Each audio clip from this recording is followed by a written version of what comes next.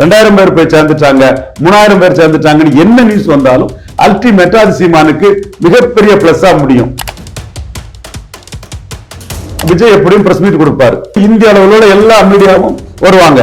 கொடுத்து ஒரு 1 ஹவர்ல சீமான் அதை அடிச்சு தகர்ப்பாரு. விஜய்க்கு என்ன இம்பார்ட்டன்ஸ் கிடைச்சதோ அதே இம்பார்ட்டன்ஸோட சீமான் விஜய்க்கு பதிலடின்னு அடுத்த நாள் தினத்தந்தி கெட்டிங் போட்டா செகண்ட் கெட்டிங் சீமானு போட்டாங்க. எடப்பாடி பழனிசாமி கூட்டணி வைக்கிறது ஒரு ஆசை இருக்கு. பலம் நிரூபிக்காத உங்க கையில வராத ஓட்டை நீங்க எப்படி டிரான்ஸ்பர் பண்ண முடியும்? சிவாஜி ஜானகி மாதிரி ஆகி அவரும் 5000 6000 ஓட்டு எடுத்து மோசம் போன மாதிரி ஆயிரும். பலம் நிரூபிக்கலங்கிறத சீமான் எக்ஸ்போஸ் பண்ணி அடிக்க முடியும். இப்படி எல்லா விஷயமுமே விஜயை கம்பேர் பண்ணி தான் சீமான் விஜய் விஷயத்துல இன்னும் சீமான் நல்லா என்டர்டெயின் பண்ணுவாரு. சினிமாவில் விஜய் ஒரு பெரிய என்டர்டெய்னர். அதே மாதிரி அரசியல்ல விஜய் வச்சு சீமான் நல்ல ஒரு என்டர்டெயின்மெண்ட் எல்லாருக்கும் கொடுப்பாப்புல. சீமானுக்கு வளர்ச்சியே எதிர்ப்புல தான் இருக்குது. சோ விஜய் தொடர்பா அதை வச்சு சீமானை எதிர்க்கிறது சீமானுக்கு பெரிய கெயினை தான் கொடுக்கும். உண்மையிலேயே நாம் தமிழர் தொண்டர்கள் தலைவருக்கு வருவாங்க, ஐடியாலஜிக்கலா அவங்க வரதுக்கான வாய்ப்பே இல்லை.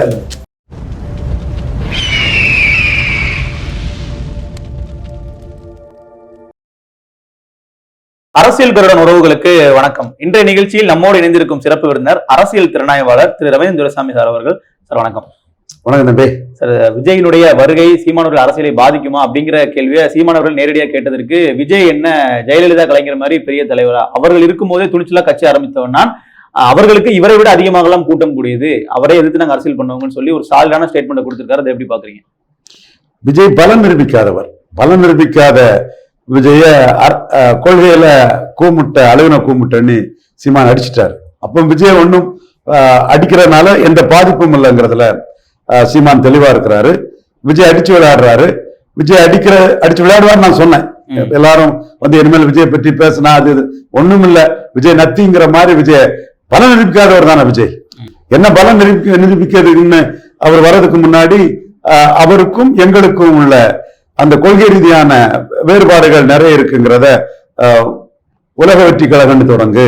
ஆமா, தமிழக வெற்றி கழகம்னு சொல்லிக்கிட்டு உங்களுக்கு படம் கேரளாவிலையும் கர்நாடகாவிலையும் ஆந்திராவிலையும் ஓடுறதுக்காக மடிகாசு இந்த மக்கள் எல்லாம் பார்க்கணுங்கிறதுக்காக சில விஷயங்களை நீங்க பேசாம இருந்தீங்கன்னா சொல்லத்தானே செய்வாரு. சோ இந்த மாதிரி அவரு விஜயோட முரண்பாடுகள், விஜயோட கொள்கை தெளிவற்ற தன்மை இதெல்லாம் அடிச்சு விளையாடுறாரு. அது நல்ல நேரத்துல இருந்து அது நல்ல பிக்கப் ஆகுது.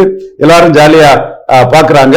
அது ஒரு என்டர்டெயின்மெண்டா தான் இருக்குது. நானே சொன்னேன், விஜய் விஷயத்துல இன்னும் சீமான் நல்லா என்டர்டெயின் பண்ணுவாரு.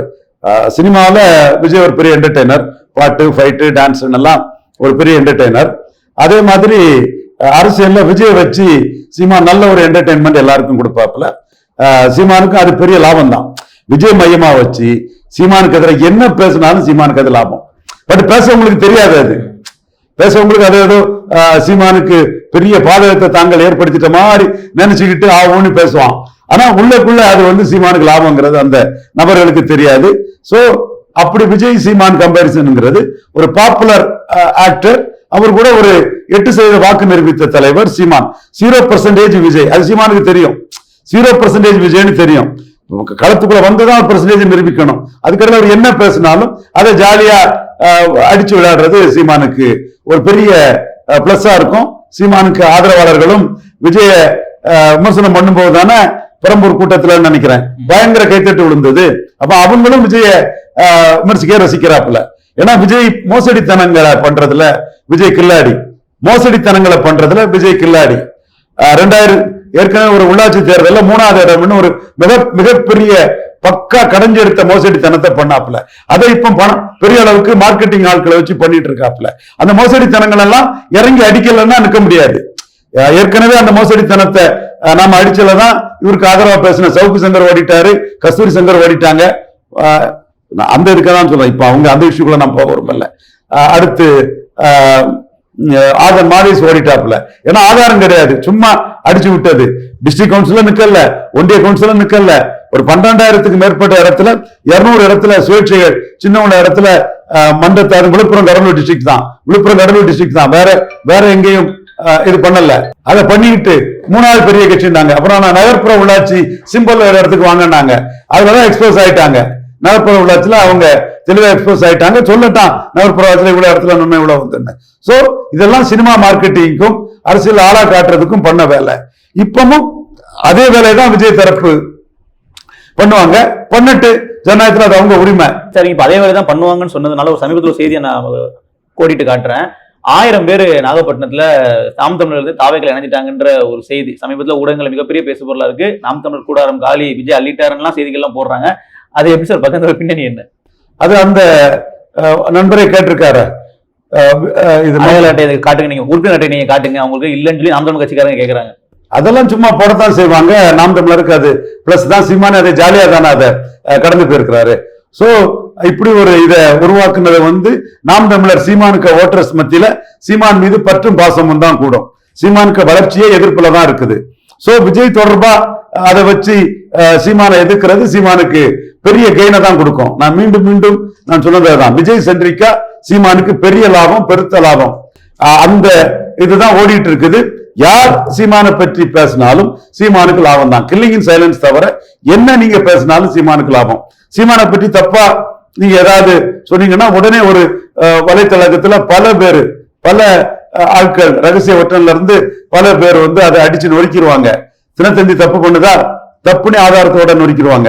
சோ இதெல்லாம் வந்து டிஸ்கஷனுக்கு ஆகும்போது உண்மையில வந்து சீமான்ட்ட தான் நியாயம் இருக்குன்னு வரும்போது சீமானுக்கு அது பிளஸ். திரும்ப திரும்ப நான் சொல்றது அதுதான். ஒரு உள்ஒதுக்கீடுல பறையர்களுக்கும் தேவேந்திர குல வேளாளர்களுக்கும் சீமான் நிற்கிறாரு. அவங்களுக்கு 5% உயர்த்தி கொடுக்கணும்னு சொல்றாரு. இது எடப்பாடி பழனிசாமி ஜெயலலிதா முடிவுல இருந்து மாற்றி இந்த மக்களுக்கு எதிரான ஒரு நிலைப்பாடுன்னு சொல்லக்கூடிய வகையில அவர் வந்து ஜெயலலிதா நிலைப்பாட்டுல இருந்து மாறி போயிட்டாருன்னு சொல்லும் போது சீமான் எடப்பாடி மையமா வச்சு எடப்பாடி அந்த நிலைப்பாட்டுக்கு போயிட்டாரு, நான் இந்த நிலைப்பாட்டுல இருக்கிறேன். என்ன ரெட்டலைக்கு போட்ட பறையர் தேவேந்திர குல வேளாளர் சமூக மக்கள் நாம் தமிழருக்கு ஆதரிங்க, உங்களுக்கு அதானுக்குன்னு சொன்னா அது ரீச் ஆகாது. பட் விஜய் அதுல ஏன் கருத்து சொல்லல? அவருக்கு ஆந்திராவில மடியாஸ் படம் பார்க்கணும், கர்நாடகாவிலும் மடியாஸ் இருக்காங்க, தெலுங்காவில மடியாஸ் இருக்காங்க. சோ இதுல விஜய் கருத்து சொல்ல மாட்டாரு அப்படின்னு அதை விஜய் வச்சு கார்னர் பண்ணும்போது சீமான் இந்த மக்களுக்காக இருக்கிறாருங்கிறது வந்து ஈஸியா மக்களை சென்றடையுது. இலவசங்களை வந்து விஜய் வச்சு கார்னர் பண்ணும்போது அது ஈஸியா சென்றடையுது. தமிழ் தேசியமா திராவிடமாங்கிறதுல கட்சி ஆரம்பிச்சுட்டு ஏதாவது கூட்டணிக்கு அலையிறவங்க தான் வந்து இந்த மாதிரி அங்கேயும் இல்லாம இங்கேயும் இல்லாம ரெண்டு கட்டாம இருப்பாங்கன்னு சொல்லும் போது தமிழ் தேசியம்னா அதுல சீமான் தாங்கிறது வந்து எஸ்டாப்ளிஷ் ஆகுது. உலக வெற்றி கழகம்னு ஆரம்பிக்கும் போது அது சீமான் தான் நாம் தமிழர்ங்கிற அந்த வேலுப்பிள்ளை பிரபாகரன் இதுக்கு அதாரிட்டிங்கிறது முடிவாகுது. இப்படி விஜய மையமா வச்சு ஊழல் எதிர்க்கிறதுல செலக்டிவா இல்லாம ரெண்டு ஊழலையும் எதிர்க்கிறது சீமான் தானே ஆகுது. அப்பதான் விஜய்க்கு அந்த நிர்பந்தம் வருது. அதிமுக ஊழலையும் எதிர்க்க வேண்டிய சூழல் விஜய்க்கு அந்த நிர்பந்தத்தை அவங்க கட்சிக்காரங்க கொடுக்குறாங்க. இப்படி பல விஷயங்கள்ல வந்து சீமானுக்கு தனித்தன்மை தெளிவா தெரியுது. அப்போ சீமான் மற்றவங்களுக்கு எப்படி மாறுபட்டு நிற்கிறாரு, மற்ற கட்சிகள் எடுக்க முடியாத இஷ்யூ எல்லாம் சீமான் எப்படி எடுத்து பேசுறாரு, எல்லாமே சினிமா நடிகராட்டு பெரிய பப்ளிசிட்டில இருக்கக்கூடிய விஜய் சென்ட்ரிக்கா சீமான் வந்து தன்னோட கொள்கைகளை மக்கள்கிட்ட கொண்டு ரீச் பண்ணிட முடியும். மக்கள் அதுல விஜயோட ஆட்டிடியூட் இப்போ சீமானை பேசுறாரு பாருங்க, இத்தனை சட்டமன்றம், இத்தனை இடைத்தேர்தல், இத்தனை உள்ளாட்சி தேர்தல் நான் நிற்கிறேன்னு சொன்னா நான் எந்த தேர்தலையும் நிற்பேன். விஜய் போன்ற சுயநல சந்தர்ப்போட அரசியல்வாதிகள் லாப நோக்கில தான் வருவாங்க. இடைத்தேர்தல நின்று சரத்குமார் மாதிரி பிளாப் ஆயிட்டா, போலீஸ் ஸ்டேஷன்ல தாக்கு பிடிக்காம போயிட்டா, அதுக்கு பிறகு சட்டமன்ற தேர்தல்ல ஒண்ணுமே இருக்காது, மேட்டர் ஓவர், படம் வாஷ் அவுட் ஆயிட்டு முதல் ஷோவே அவுட்டு, என்ன மினிமம் கேரண்டி எல்லாம் அவனை வராதுங்கிற மாதிரி போயிருங்கிறதுக்காக விக்கிரவாண்டி எலெக்ஷன்ல போலீஸ் ஸ்டேஷனுக்கு பயந்து விஜய் நிக்கல. அப்ப விஜய் கமலஹாசன் மாதிரிப்பட்ட ஒரு அரசியல் தலைவர் விக்கிரவாண்டி நாமினேர்ல பழைய நிக்கல. அதே மாதிரி சீமான் நின்னுதான் ஏறி வந்தாரு. அதே மாதிரி விஜய் நிக்கல. அப்ப விஜய் சீமான் கம்பாரிசன். சீமான் மக்களுக்காக எந்த தேர்தலும் நிற்பாரு. விஜய் போலீஸ் ஸ்டேஷன் முன்னாடி தாக்கு பிடிக்க முடியாதுன்னா ஓடிடுவாரு. அதுதான் இதை வந்து விஜய் பற்றி பேசுறவங்களுக்கு அது சப்கான்சியஸ்ல பதியாது. அது நுணுக்கமா அரசியல பாக்குறவங்களுக்கு தான் தெரியும். பிரசாந்த் கிஷோர் ஏன் கட்சி ஆரம்பிச்சதும் 4 இடைத்தேர்தலும் பீகார்ல நிக்கிறாருன்றது புரிஞ்சவங்களுக்கு தான் அது தெரியும். கமலஹாசன் ஏன் கீழே போனாரு, சீமானியா மேல வந்தாருன்னா எல்லா இடத்துல நிக்கிறனாலதான் அவர் மேல வந்தாரு. விக்கிரவாண்டியில சீமான் நின்னதே மெரிட்டு, நிக்காம ஓடுனது எடப்பாடிக்கு மைனஸ், விஜய்க்கு மைனஸ்ங்கிறது தேர்தல் களத்துக்குள்ள அது புரியும். அப்ப சீமான் விஜய் மையமா வச்சுதான் எடப்பாடி ஓடுனதும் இது விஜய் ஓடுனதும் தான் களத்துல நிக்கிறதையும் எஸ்டாப்ளிஷ் பண்ண முடியும். நீ கன்னியாகுமரியில அதுதான் சொல்லியிருக்காரு. எந்த தேர்தல் வந்தாலும் நிற்கும், மக்களுக்காக நிற்கும், மக்களை நம்பி நிற்கும், மக்களோட கூட்டணி வச்சு நிக்கிறோம்னு அவர் தெளிவா சொல்லியிருக்கிறாரு. விஜய்க்கு அதை சொல்ல முடியல. அரசியல் கட்சியோட கூட்டணி வைக்கணும்னு பாக்குறாரு. பலன் நிரூபிக்காத அவர் கூட யாரும் வரமாட்டாங்க. இனிமே கடைசியில மீண்டும் தனிச்சுதான் போக வேண்டியது இருக்கும். எடப்பாடி பழனிசாமி கூட்டணி வைக்கிறது ஒரு ஆசை இருக்கு. பலன் நிரூபிக்காத உங்க கையில வராத ஓட்டை நீங்க எப்படி டிரான்ஸ்பர் பண்ண முடியும்? சிவாஜி ஜானகி மாதிரி ஆகி 50 ரூபாய் கொடுத்து வேஸ்டா போய் ஜானகியும் இதாகி ஒரு ஓட்டு சிவாஜியால சரியா டிரான்ஸ்பர் பண்ண முடியாம அவரும் 5000 6000 ஓட்டு எடுத்து மோசம் போன மாதிரி ஆயிரும். அப்ப பலம் நிரூபிக்க வேண்டிய பலம் நிரூபிக்காத ஆளு விஜய்ங்கிறத தினமலரும் தினத்தந்தியும் டங்கு டங்குன்னு எவ்வளவு ஆடினாலும் பலம் நிரூபிக்கலங்கிறத சீமான் எக்ஸ்போஸ் பண்ணி அடிக்க முடியும். தான் 8% வாக்கெடுத்த நிரூபிக்கப்பட்ட ஒரு கட்சி, அங்கீகரிக்கப்பட்ட ஒரு கட்சி தலைவர்ங்கிறத எஸ்டாப்ளிஷ் பண்ண முடியும். இப்படி எல்லா விஷயமுமே விஜயை கம்பேர் பண்ணி தான் சீமான் தன்னை அந்த பேட்டிகள் இப்படி பேசுறாங்க. இப்ப ஊடகங்கள்ல அந்த செய்திகள் எப்படி சொல்லப்படுது அப்படின்னா, நாம் தமிழ் தாவேக்காவுக்கு தொண்டர்கள் வராங்க அப்படிங்கிற மாதிரி சொல்றாங்கன்னா, இந்த ஒரு மாற்றம் நடக்கிறதுக்கான வாய்ப்புகள் இருக்கா சார்? உண்மையிலேயே நாம் தமிழ் தொண்டர்கள் தாவேக்காவுக்கு வருவாங்க, ஐடியாலஜிக்கல அவங்க வரதுக்கான வாய்ப்பே இல்ல.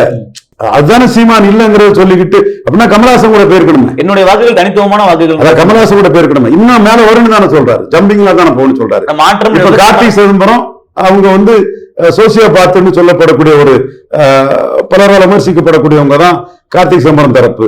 அவரு செல்வாக்கு சொல்லும் போது சீமான் தரப்பு உடனே தனிச்சு நின்று 15% நாங்க சிவங்கள் எடுத்திருக்கோம், தனிச்சு நிற்கும் போது பணம் கொடுத்தும் 10% கூட கார்த்திக் சிதம்பரம் எடுக்கல எல்லாம் சொல்றாப்பு இல்லையா, பதிலடி கொடுக்குறாங்கல்ல.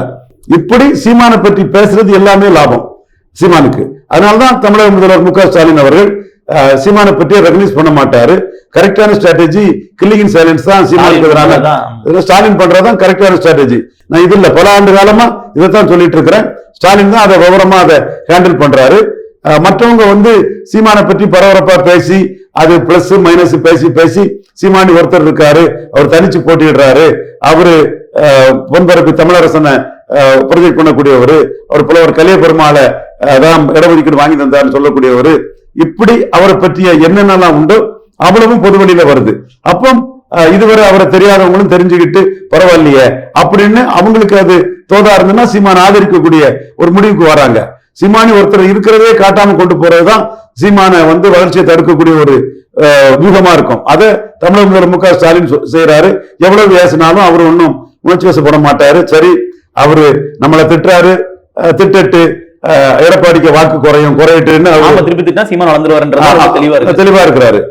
மற்றவங்க திட்டி சீமான வளர வைக்கிறாங்க. 8% தாண்டிட்டாருங்கிறத பொறுக்க முடியாம விஜய் கூட கம்பேர் பண்ணி மேலும் சீமான வளர வைக்கிறாங்க. சார், இப்போ அப்படி பார்க்கும்போது இப்ப சீமானும் அது கரெக்ட் தான் விஜய் கூட கம்பேர் பண்ணியே தன்னோட தனித்தன்மையை பத்தி செய்தி வந்துச்சு அப்படின்னா சீமான் அவர்கள் கரெக்டா பதிலடி கொடுக்குறாரு அந்த இடத்துல. அப்படி இருக்கும்போது இப்ப கட்சிக்காரங்க இணைஞ்சிட்டாங்க போது அதுக்கு ஒரு பதிலடி கொடுக்குறாரு. அப்ப விஜய் சீன்றாரு, விஜய் தாக்குறாரு. அப்ப இது அரசியல் களத்துல வாக்கு வங்கியில சீமானுக்கு ஒரு பெரிய பலமா அமையும். கண்டிப்பா பெரிய பலமா அமையும். நான் சொன்னேன் இல்லையா, சீமான் முன்னெடுக்கக்கூடிய பல விஷயம் போதுமான பப்ளிசிட்டி கிடைக்காது.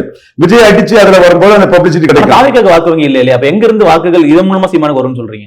சீமான் பண்ணக்கூடிய அந்த விஷயம் எடப்பாடி அடிச்சு அந்த உள்ஒதுக்கீடு மேட்டர்ல பேசினார்னா பழைய தேவேந்திர குல வேளாளர் சாம்பவர் ஆதிதிராவிடர் மக்கள் மத்தியில ரீச் ஆகிறத விட அதிமுகவுக்கு ஜெயலலிதா இப்படி ஒரு முடிவு எடுத்தாங்க, எடப்பாடி மாறிட்டாருங்கிறத ரீச் ஆகிறத விட விஜய் அடிச்சு பண்ணும்போது உங்களுக்கு ஆந்திரா கர்நாடகா கேரளால படம் ஓடுறதுக்காக நீங்க ஒரு முடிவு சொல்லாம இருக்கிறீங்க மாதிரி விஜய் அடிச்சு பண்ணும் போது அது பெரிய அளவுக்குள்ள ரீச் ஆகும். விஜய சீமான் என்ன அடிச்சிருக்கிறாருன்னு அஜித் ரசிகர் பார்ப்பான், ரஜினிகாந்த் ரசிகர் பார்ப்பான், சிவகார்த்திகேயன் ரசிகன் பார்ப்பான். இப்ப சிவகார்த்தி எல்லாம் விஜய் எல்லாம் முக்கி பல வருஷத்துல பெறாத மார்க்கெட்டை கொஞ்ச நாள்ல பெற்று பெரிய அளவு ஆடியன்ஸை ரீச் பண்ணிட்டாரு சிவகார்த்தி அமரன் படத்துல. சோ கொஞ்ச காலத்துக்குள்ளே எந்த பின்னணியும் இல்லாம ஜாதி மதம் மொழி கடந்து அது பார்த்துட்டாரு, அவர் ரசிகர்கள் பார்ப்பான். அப்போ உடனே சீமானுக்கு ஓட்டு போட்டுருவான்னு சொல்ல வரல, அவனுக்கு இந்த கருத்துக்கள்ல எது பிடிக்குதோ அதுல அவன் ரீச் ஆயிடுவான். அவனுக்கு சீமானுக்கு கருத்துல எது பிடிக்குதோ அது ரீச் ஆயிடுறான். அப்ப சீமானுக்கு கருத்து எல்லா தரப்புலையும் பிடிக்குது. விஜய் அடிச்சா விஜய் பிடிக்காத சினிமா ரசிகர்கள் பத்தினா அது ரீச் ஆகுது. உடனே அவன் ஓட்டு போட போறதில்ல, அது அவனுக்கு ஏற்புடையதா இருந்தா ஓட்டு போட்டுருவான். அப்போ சீமான் கடற்கரையில எனக்கும் அது ஏற்புடையது இல்லைங்கிறதெல்லாம் வேற விஷயம். கடற்கரை அழக கூட்டுவேன், சமாதிகள் எல்லாம் தட்டி தூக்குவேன்னு சொல்லிச்சுன்னா சிலைகளை உடைப்பேன். அப்ப அவன் போல்டா இருக்காருன்னு நினைக்கிறோம், ஓட்ட போட்டுருவான். அப்ப சீமான் இப்படி எல்லாம் பேசுறாராங்கிறது விஜய் கம்பேர் பண்ணும்போது விஜய் என்னையா பேசுறாரு, சீமான் எப்படி பேசுறாரு, மக்களுக்காக நிற்கிறாரு. விஜய் இடைத்தேர்தல் உள்ளாட்சினாலே ஓடிடுறாரு. கட்சி ஆரம்பிக்கும் முன்னாடி உள்ளாட்சியில நின்று மோசடியா செய்து கொடுத்தவரு கட்சி ஆரம்பிச்ச பிறகு உள்ளாட்சிக்கே வரலையே. இது சந்தர்ப்பவாத அரசியல் இல்லையா? சீமான் தெளிவான அரசியல் பண்றாரான்னு அவனுக்கு சீமான் நம்ம கூட நிற்கிறாரு, மக்களோட நிற்கிறாருலாம் தெரிய வரும். சோ விஜய் கம்பாரிசன், விஜய் சம்பந்தமா சீமானை எப்படி ஒப்பிட்டு பேசினாலும் 2000 பேர் போய் சேர்ந்துட்டாங்க, 3000 பேர் சேர்ந்துட்டாங்கன்னு என்ன நியூஸ் வந்தாலும் அல்டிமேட்டா அது சீமானுக்கு மிகப்பெரிய பிளஸ்ஸா முடியும். அதுதான் தினத்தந்தி சரி, தினமலரும் சரி, விஜய ரேப்பர்ல போடுறது ஆட்டோமேட்டிக்கா அது சீமானுக்கு லாபமா வருது. இன்னொன்னு சொல்றேன், விஜய் எப்படியும் பிரஸ் மீட் கொடுப்பாரு, பெரிய பிரஸ் மீட் கொடுப்பாரு. பிரஸ் மீட் கொடுக்கும் போது இந்திய அளவில் எல்லா மீடியாவும் வருவாங்க. அதே ஒரு பெரிய ஒரு பரபரப்பா அவங்க பிராண்டிங் மாஸ்டர்ஸ் எல்லாம் பண்ணுவாங்க. கொடுத்து ஒரு 1 ஹவர்ல சீமான் அதை அடிச்சு தகர்ப்பாரு. அப்போ விஜய்க்கு என்ன இம்பார்ட்டன்ஸ் கிடைச்சதோ அதே இம்பார்ட்டன்ஸோட சீமான் விஜய்க்கு பதிலடின்னு அடுத்த நாள் தினத்தந்தி கெட்டிங் போட்டா செகண்ட் கெட்டிங் சீமானு போட்டாகும். அல்லது தினமலர் போட்டு தினமலர் தான் சீமான் நியூஸ் போடுறான்னு தினமலருக்கு சேல்ஸ் கூடும். அந்த பதிலடியை சீமான் கொடுக்கிறாருன்னு தினமலர்ல தான் பதிலடி வருதுன்னு தினமலருக்கு சேல்ஸ் கூடும். அப்ப தினத்தந்தி அந்த போட்டுதான் தீரணும். ஆங்கில பத்திரிகை எல்லாம் விஜய்க்கு ஹெட்லைன்ல போட்டுட்டான்னா அடுத்தால விஜய் கூட தப்புகள், நீ தமிழக வெற்றி கழகம்னு ஏமாச்சிருக்க, உலக வெற்றி கழகம் வைக்க வேண்டியதான அந்த முரண்பாடுகள், அதுல சந்தர்ப்பவாத நிலைப்பாடுகள், துணித்தளித்து போட்டியிட முடியாத துணிச்சலின்மை எல்லாத்தையும் அடிச்சு சீமான் விளாசி தள்ளுவாரு. அது அவருக்கு பப்ளிசிட்டியை கொடுக்கும். சோ விஜய் கம்பாரிசன் கமலஹாசன் சீமான் கம்பாரிசன் மாதிரி சீமானுக்கு பெரிய லாபம். கம்பேர் பண்ணக்கூடியது எப்படி வேணாலும் கம்பேர் பண்ணிட்டு போங்க, அதை பத்தி பிரச்சனையே இல்லை. கில்லிங் இன் சைலன்ஸ் இல்லாம அப்படி கம்பேர் பண்றதே சீமானுக்கு பெரிய லாபம். சார், அப்போ இதன் மூலமா தான் இந்த ஊடகங்கள் போயிட்டு கணக்கு வேறையா இருக்கு, ஆனா கலந்து நடக்கூடிய விஷயங்கள் வேறையா இருக்குன்றத அப்படித்தானே சீமானுக்கு இதுவரை நடந்திருக்குது. தினத்தந்தி டிவி 5% தானே கொடுத்தாங்க, 8% வந்துட்டாருல. நான் சொன்னதானே கரெக்ட் ஆச்சு. அதே வேளையில உள்ளாட்சி தேர்தல்ல சீமானுக்கு வாக்கெல்லாம் பெருசா வராது, பாஜக தான் 3வது வருங்கிறது நான் தான் கரெக்டா சொன்னேன். திருவொற்றியூர்ல 3வது தான் சீமான் போவாரு. கோயில்பட்டி கோயம்புத்தூர்ல தினகரன் கமலஹாசன் ஃபைட்டிங் கேண்டிடேட் எல்லாம் நாம தான் கரெக்டா சொன்னோம். விக்கிரவாண்டியில கூட போலரைசேஷன் நடக்கும், சீமானுக்கு பெருசா இல்லைங்கிறத நாம சொன்னோம். தமிழ் தேசியர்கள் எல்லாம் அதுல பெருசா எதிர்பார்த்தாங்க. அதுதான் சீமானுக்கு கண்ணே திறந்தது. விஜய்க்கு நீ ஓட்டு கிடையாது, விஜய் சொல்லி யாரும் ஓட்டு போட மாட்டான், விஜய் சொல்லியும் நோட்டாவுக்கு ஓட்டு கூடல, நோட்டாவுக்கு ஓட்டு குறைஞ்சது. இது டேட்டா. விஜய் இந்த டேட்டா சொல்றதுனால டேட்டா புள்ளிகள் நம்ம மேல கோவப்படுறாரு. நான் பொய் சொல்லல, உண்மையை சொல்றேன், டேட்டாவா தான் சொல்றேன். விஜய் கள்ளக்குறிச்சி சாராய சாவுக்கு வந்த பிறகு அதுல விக்கிரவாண்டில எந்த இம்பாக்ட் இருக்காதுன்னு நான் சொன்னேன். இது ஆம்ஸ்டாங் மர்டருக்கு இம்பாக்ட் விக்கிரவாண்டிக்குள்ள இருக்காதுன்னு நான் சொன்னேன். அதே மாதிரி விஜயால நோட்டாவுக்கு ஓட்டு கூடவே இல்லை, குறைஞ்சு போச்சு. நோட்டாவுக்கு ஓட்டு கூடும்னு விஜய் சினிமா ரசிகர்கள் எல்லாம் வலைத்தளங்கள்ல பதிவிட்டாங்க. ஆனா உண்மையிலே நோட்டாவுக்கு ஓட்டு கூடி போச்சு, குறைஞ்சு போச்சு. கூடுனா விஜய்க்கு செல்வாக்கு இருக்குன்னு எடுத்துக்கலாம், விஜய் ஒரு பொருட்டா கூட யாரும் எடுக்கல. அதே மாதிரி எடப்பாடி பழனிசாமி சொல்லி சீமான் 2வது இடத்துக்கு வரல. அதிமுக ஓட்டு சீமானுக்கு டிரான்ஸ்பர் ஆகாது. டாக்டர் ஐயா வர்சஸ் டிஎம்கே அணி தான் போலரைசேஷன் இருக்குன்னு சொன்னேன். அப்படியே போலரைசேஷன் இருந்து சீமானும் அதுக்கு பிறகுதான் எங்க அண்ணன் ரவீந்திர சாமி சொன்னா கரெக்டா இருக்கும். என் விஷயத்துல நான் தோத்து போவேன்னு 3வது போவேன்னு சொன்னதெல்லாம் வருத்தம் இருந்தது எனக்கு. ஆனா அண்ணன் சொன்னது கரெக்ட் தான். உள்ளாட்சி தேர்தலில் நான் ரொம்ப அமைப்பு இல்ல, மோசமா இருக்கும்னு சொன்னாரு, கரெக்ட் தான். ஆனா அவர் தான் சொன்னாரு, ஈரோடு கிழக்குல ஈர்ப்பு சக்தி இல்லாத எடப்பாடி பழனிசாமியை, சமூக நீதியை சூறையா இருக்கக்கூடிய எடப்பாடி பழனிசாமியை பலகீனப்படுத்தி சீமான் சாதிப்பாருன்னு சொன்னாரு. அதே மாதிரி நான் ஈரோடு கிழக்குல சாதிச்சேன், 8% வாக்கு வருவாருன்னு அவர் தான் சொன்னாரு. அவரு நம்மளை பற்றி சொல்றது கரெக்டா இருக்கு, நல்லதோ கெட்டதோ அவர் சொல்றது கரெக்டா இருக்குது. விக்கிரவாண்டில போலரைசேஷன் வரும், அதுல சீமான் பெரிய வாக்கு எடுக்க முடியாதுன்னு அவர் சொன்னதான் கரெக்ட்ங்கிறது உணர்றாரு. அதே வேளையில போலரைசேஷனுக்கு பயப்படாம களத்துல நின்ன சீமான மக்கள் மதிப்பாங்க. கட்சி ஆரம்பிச்சுட்டு லெட்டர் பேட் கட்சி மாதிரி போலரைசேஷனுக்கு பயந்து பின்னங்கால் படைகளை ஓடின விஜய கமலஹாசன் மாதிரி தான் மக்கள் பார்ப்பாங்கிறதே நான் சீமான்ட்ட சொல்றேன். அவரும் சரிதானே, இதுதான் சாதாரண மக்கள் சப்கான்சியஸ்ல பதியுங்கிறத அவரு சொல்றாரு. என்ன பொறுத்தவரை சீமானை பற்றி நான் சொன்னா கரெக்டா இருக்குன்னு தான் நான் பார்ப்பேன். கரெக்டா தான் இதுவரை இருந்துட்டு இருக்குது. அதே மாதிரி விஜய்க்கு முக்கியத்துவம் கொடுத்து அவர் ஆரம்பத்துல பேசுனது தவறுன்னு தான் நான் சொல்லியிருக்கிறேன். பலம் நிரூபிக்காத ஒருத்தருக்கு நீங்க எடப்பாடி முக்கியத்துவம் கொடுக்கறதும் எடப்பாடி தவறான அரசியல் பண்றாரு. பலம் நிரூபிக்காத விஜய்க்கு எடப்பாடி பழனிசாமி முக்கியத்துவம் கொடுக்கறது தவறான அரசியல் தான் பண்றாருங்கிறது நான் கரெக்டா சொல்றேன். நம்மளை பொறுத்தவரை விஜய்க்கே கரெக்டா தானே சொல்றோம். நீங்க 2024 வந்திருக்கணும். இப்ப பலம் நிரூபிக்காதவங்களை யாரும் ஏத்துக்க மாட்டாங்கிறோம். யாராவது ஏத்துக்கிட்டாப்பு இல்லையா? அப்படி கொண்டு வந்துகிட்டு இவரு திருமாவளவன் திமுக கூட்டணியில தான் இருப்பேன்னு சொல்றாரு. தேவைன்னா நீ என்ன சீஃப் மினிஸ்டர் சொல்லுன்னு சொல்லாம சொல்றாரு.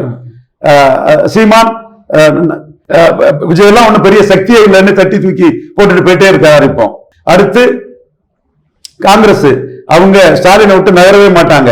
ராகுல் காந்தி வாராருனாங்க, குஷ்பு வாராருனாங்க, செஞ்சி ராமச்சந்திரன் வாராருனாங்க. எல்லாமே போய் நீங்க மீண்டும் உங்களுக்கு நல்லதை சகாதேவ மாதிரி சொல்றேன்.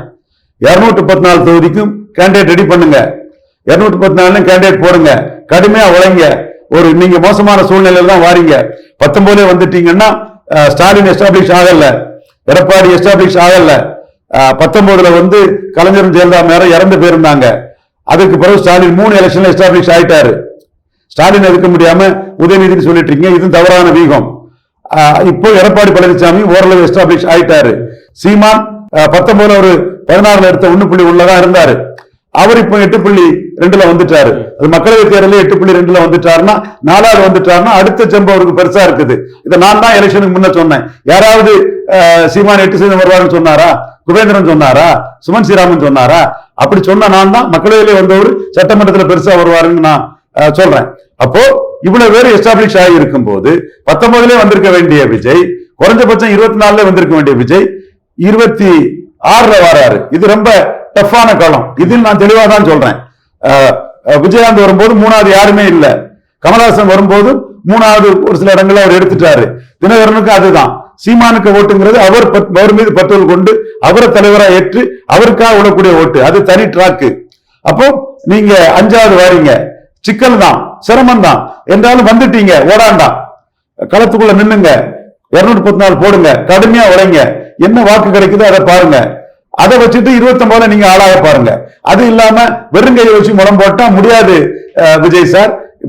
புள்ளிவர புள்ளிகள் அத அரசியல் தலைவர்கிட்ட என்லைட்டன் பண்ணிவிடும். இப்ப எடப்பாடியே கொஞ்சம் வர கூட்டணிக்கு ஆள் இல்லாம திணறும் போது நம்ம ஜானகி சிவாஜி மாதிரி ஆயிரும். அது பலம் நிரூபிக்காத ஒருத்தர், பலம் நிரூபிச்ச ஒருத்தர் சீட்டு கொடுத்தா அது அவருக்கு பலகீனம். சீமான் கொடுத்திருந்தாலும் சீமானுக்கு பலகீனம் தான். தப்பிட்டாரு கடவுள் அருளால சீமான். எடப்பாடி கொடுத்தாருன்னா மாட்டிக்கிட்டாருன்னு அர்த்தம். சோ விஜய்க்கு இருக்கக்கூடிய ஒரே வாய்ப்பு 2026 214 தொகுதியிலும் கேண்டிடேட் போடுறதுதான். அதுலயும் டைரக்டாட்டே போயிருக்கலாம். நீங்க அதுலயும் சொதுப்பிட்டீங்க. அப்ப பிரசாந்த் கிஷோர் நான் முட்டாளா? கட்சி ஆரம்பிச்சுட்டு இடைத்தேர்தல்ல 4 கேண்டிடேட் போடுறதுக்கு. அப்ப அவருக்கு தெரியுது இடைத்தேர்தல் கேண்டிடேட் கட்சி ஆரம்பிச்சுட்டு போடலன்னா அவர் சீரியஸ் பிளேயர் இல்ல. மக்கள் அவரை காமெடியானா தான் பார்ப்பாங்க, அரசியல் தலைவரா பார்க்க மாட்டாங்க. புரியுதுங்களா? சந்தர்ப்பவாத காமெடியானா தான் பார்ப்பாங்க, அரசியல் தலைவரா பார்க்க மாட்டாங்க. தொடர்ந்து எல்லா அரசியல் இருக்கக்கூடிய சீமானா தான் தலைவராட்டு மக்களோட நிற்கிறாருன்னு பார்ப்பாங்க. பிரசாந்த் கிஷோருக்கு தெரியுது, அது உங்களுக்கு தெரியல. அப்ப நீங்க என்ன பண்ணிருக்கணும்? ஒரு 6 மாசத்துக்கு முன்ன வந்திருக்கணும். டைரக்டா எம்எல்ஏ எலெக்ஷன் தான் நடந்திருக்கும். இதைத்தானே நான் பலமுறை உங்களுக்கு சொல்றேன். ஆனா எல்லாரும் உங்களை சொதப்பி அவமானப்படுத்துறதுக்கும் அசிங்கப்படுத்துறதுக்குமான வேலையை பாக்குறாங்க. உங்களுக்கு காகித புள்ளியா ஹிட்டிங் வருதுன்னு பார்க்க சந்தோஷமா இருக்கும். ரிசல்ட் வரும்போதுதான் நீங்க சீரியஸான பிளேயர் இல்ல. பிரசாந்த் கிஷோர் கட்சி ஆரம்பிச்ச இடத்துல நிக்கணுங்கிறதுல தெளிவா இருந்து கரெக்டா போறாரு. நீங்க இடத்துல நிக்காதது உங்களுக்கு பெரிய பலகீனங்கிறதுலாம் ரிசல்ட் வரும்போது உங்களுக்கு தெரியும். இப்பவும் கெட்டு போகல. பலம் நிரூபிக்காத உங்களை யாரும் மதிக்க மாட்டான். பலம் நிரூபிக்காத உங்களை எடப்பாடியே take it or leave it offer தான் தருவாரு. சோ 26 பலம் நிரூபிக்கிறதுக்கு இப்பவே கேண்டிடேட் செலக்ட் பண்ணுங்க. 214 கேண்டிடேட் செலக்ட் பண்ணுங்க. ஒர்க் பண்ணுங்க. 5 முறை போட்டி இருக்கும். உங்களுக்கு என்ன கிடைக்குதோ அதை பாருங்க. சீமானுக்கு உங்களால லாபம். நீங்களும் சீமானை பயன்படுத்தி லாபத்தை பார்த்துடுங்க. லாரியில் அடிபட்டு போவாரு விஜயனி சீமான் சொல்லும் போது பிரமணி சகோதரர்களுக்கு சீமான் விஜய் இந்த வார்த்தை சொன்னதுல ஒரு அனுதாபம் இருந்து நானே பார்த்தேன். அங்கேயும் இல்லாம இங்கேயும் இல்லாம வரவும் போகாம இடம் போனா லாரியில் அடிபட்டு போவீங்க. கொள்கை இல்லாம குழப்பவாதியா இருந்தா அவனும் ஓட்டு போட மாட்டான், இவனும் ஓட்டு போட மாட்டான், ஒண்ணும் இல்லாம போயிருவீங்கன்னு சீமான் விஜய் அடிக்கும் போது பிரமணி சகோதரர்கள் லாரியில் அடிபட்டுருவாருங்கிற வார்த்தை அவங்க மேல அவங்களுக்கு விஜய் மேல ஒரு சிம்பதி இருந்தது. நம்ம உண்மை, நான் பொய்ய சொல்லி எல்லாம் இருக்க விரும்ப மாட்டேன். சோ இந்த மாதிரிப்பட்ட விஷயங்களை சீமான் வர்சஸ் விஜய் கூட சீமானுக்கும் ஒரு சைடு லாபம், விஜய்க்கு இன்னொரு சைடு லாபம்ங்கிறதா என்னோட கருத்து. நிச்சயமா சார். அரசியல் களம் எப்படி இருக்குன்றதையும் சொன்னீங்க. அடுத்து 2026 விஜய் சீமானோட ஸ்டாண்ட் தெளிவா சொன்னீங்க. நேர்காணலுக்கு மிக்க நன்றி. நன்றி.